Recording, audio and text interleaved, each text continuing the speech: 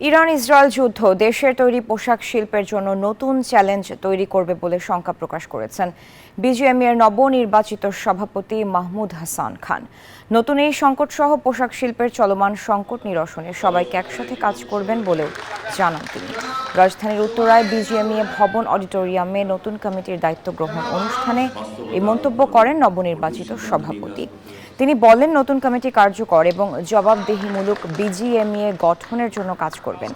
যে কোনো অভিযোগ জমা দেওয়ার জন্য ডিজিটাল প্ল্যাটফর্ম তৈরি করা হবে। শিল্পের সাথে সবাইকে একসাথে কাজ করার প্রত্যয় ব্যক্ত করেন তিনি।